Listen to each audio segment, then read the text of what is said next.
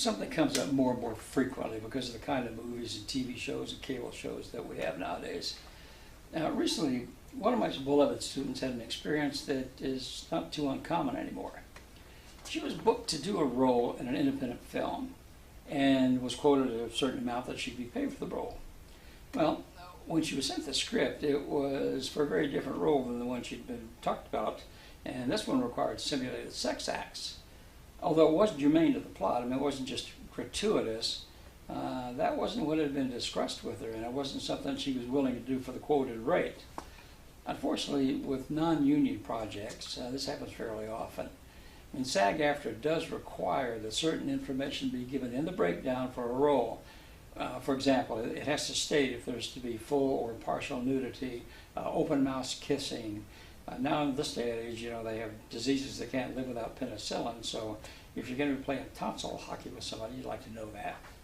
It's not necessarily that the producers are trying to exploit the actors, but often newer filmmakers just really aren't aware of the requirements. So, anyway, here's what it says in Section 43 of the basic SAG-AFTRA theatrical agreement about nudity.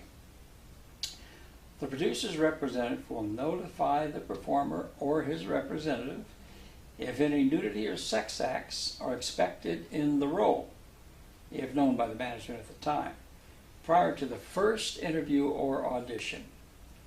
Now, the performer will also have the right to prior notification of any interview or audition requiring nudity, and have the absolute right to have a person of the performer's choice present at that audition.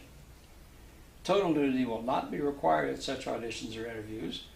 The performer will be permitted to wear pasties or a G-string or its equivalent. B. During interproduction involving nudity or sex scenes, the set will be closed to all persons having no business persons in connection with the production. C. No still photography of nudity of sex acts will be authorized by the producer to be made without the prior written consent of the performer. D. The appearance of a performer in a nude or sex scene or the doubling of a performer in such a scene, conditioned upon his or her prior written consent. Such consent may be obtained by letter or other writing prior to commitment or a written contract being made or executed. Such content must include a general description of the extent of the nudity and the type of physical contact required in the scene. If the performer agrees to appear in such scenes and then withdraws his or her consent, the producer will have the right to double such scenes, but consent may not be withdrawn as to the film already photographed. Producers also have a right to double children of tender years, like infants, in nude scenes, and never in sex scenes, of course. Now, even though these rules apply only to union projects, I'd really recommend that you require them for, you know, any of the situations described. And some people are very comfortable with nudity, others aren't. And sometimes the story requires certain things, but you need to know up front and to have control over how those scenes are going to be used and where they're going to be displayed.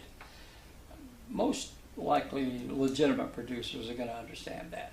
Remember, you do have the right to be informed before an audition, and you have the right to refuse.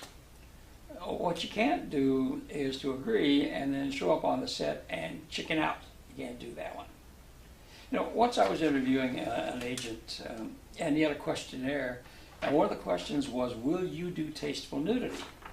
Well, my answer was, with me there is no such thing as tasteful nudity. I cannot be tastefully nude. However, if the plot called for it, I might be able to do ludicrous nudity. Okay? I promise that next time I will have all my clothes on, and I hope you drop by Charlie's desk soon. Bye. Thanks for watching.